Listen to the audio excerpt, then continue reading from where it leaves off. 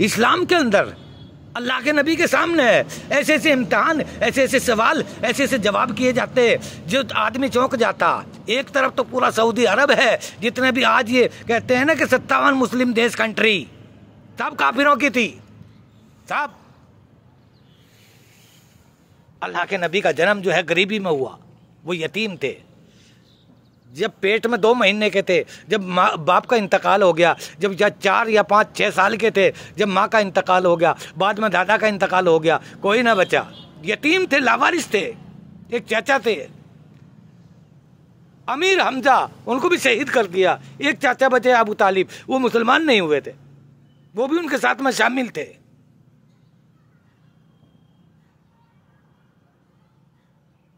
ऐसे सवाल।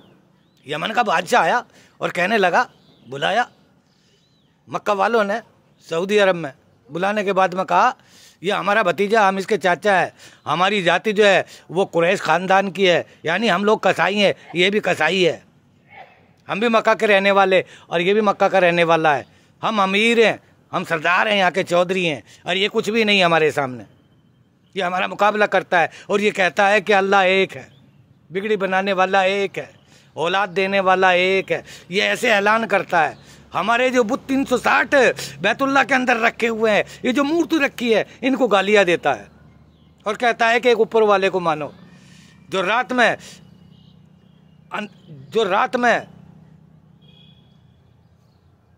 रात करता है और फिर दिन करता है और फिर सूरज निकालता है, फिर चांद निकालता है, फिर सितारे निकालता है, फिर हवा चलाता है, कि मालिक वो है, ये मालिक नहीं है, ये हाजित रवा नहीं है, ये बिगड़ी बनाने वाले नहीं हैं। इसलिए एक मालिक को मानो, ला इलाहा इल्लल्लाह, अल्लाह के सिवा कोई नहीं, जो आपको मौत भेज रहा है, जो आपको जिंदगी अता कर रहा है, जिसके हुक्म से तुम्हें एक सांस भी ज्यादा नहीं ले सकते। यमन का बादशाह पहुंचा, सवाल किया कि आज चांद की 14 तारीख है, चांद का 2 टुकड़ा करके दिखा। जितने भी मक्का के चौधरी थे, सऊदी अरब के, सब खुश हो गए। बहुत अच्छा सवाल किया, चांद का 2 टुकड़ा इससे होगा नहीं। अल्लाह के नबी ने फरमाया कि या अल्लाह, अब मैं क्या करूं? मेरे प्यारे महबूब सल्लल्लाहु अलैहि वसल्लम, रात होने दो और चांद को निकलने दो।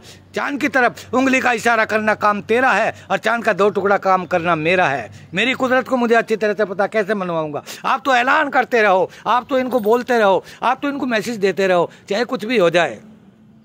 इतने बड़े जुल्म होते थे उन लोगों के ऊपर।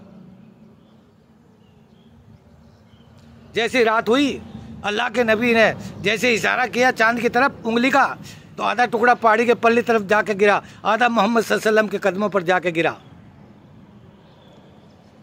यमन का बादशाह पैरों में पड़ गया। यमन के बादशाह को यहाँ से पकड़ के ऐसे उठाया अल्लाह के नबी पाक पैगंबर ने, तेरे एक सवाल का जवाब तो मैंने दे दिया है, और दूसरा सवाल का जवाब ये है, तुझे दूसरा सवाल कौन सा करना था? तेरे एक लड़की है जो न देख सकती है, न चल सकती है, न फिर सकती है, न आंखों से देख सकती है।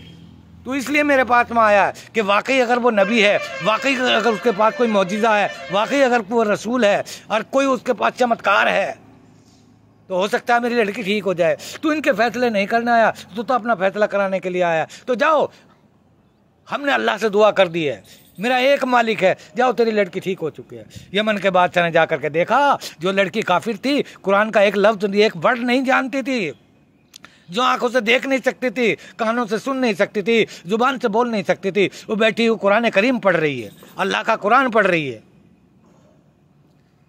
फिर लोगों ने ये कहा, ये तो जादूगर है, इसका जमीन पे भी जादू चलता है, आसमान पे भी जादू चलता है।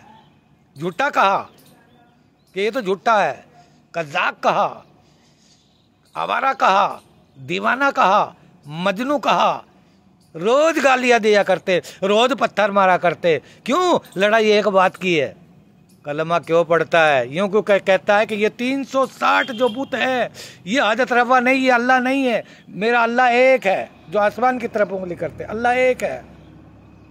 जिसने अभी सुबह की, फिर दोपहर करेगा, फिर शाम करेगा। लड़ाई इस बात की थी।